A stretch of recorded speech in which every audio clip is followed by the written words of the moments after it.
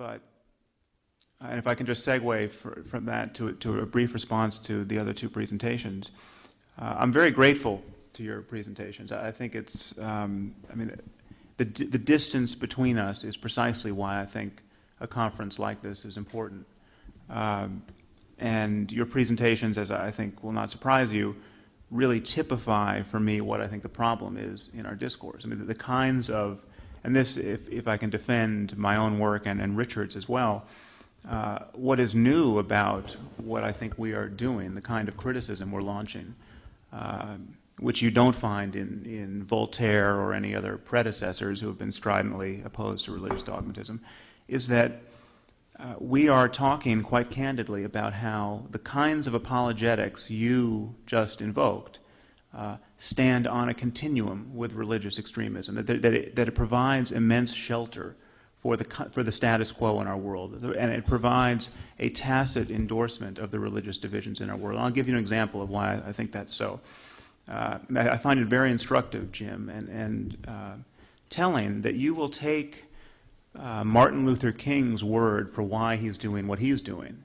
You know, he's marching for civil rights because of his Christian faith, but you will not take Osama bin Laden's word for why he's doing what he's doing. I would never be tempted to deny that nobody ever does good on the basis of what their religious belief, what they believe about God. I have not denied that. In fact, I'm willing to admit that there are certain circumstances in which people will do heroically self-sacrificing and compassionate things, and maybe only do them to that degree on the basis of irrational dogmas. But that is an exception, and I think it's time we talked quite candidly about the kinds of horrendous things that are only possible in a world where incredibly destructive technology is proliferating by the day.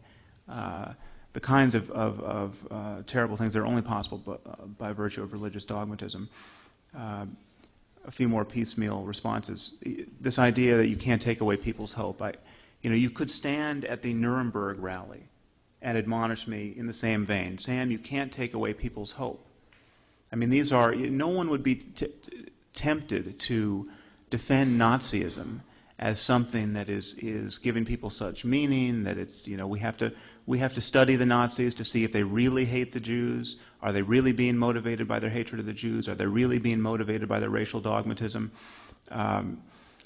It seems to me the height of I mean, really a terrifying degree of intellectual paralysis if we are not going to concede that specific, consciously held beliefs are operative in human behavior. And you mentioned Stalinism and Nazism. I mean, the fact that you could bring out that canard as a sign of as a counterpoint to the criticism of religious dogmatism, as though this were a sign of reason run amok. You know, the reason gave us Auschwitz and the Gulag and the killing fields. Well, wait, that is a fantasy. Can I just intervene? I never said anything remotely like that. Okay, yeah. But just to finish it, the problem that we're criticizing here is dogmatism, and no one's saying that the only form of dogmatism is religious, but what you have invoked is a defense of one brand of dogmatism, religious dogmatism. Don't take away people's hope on this front.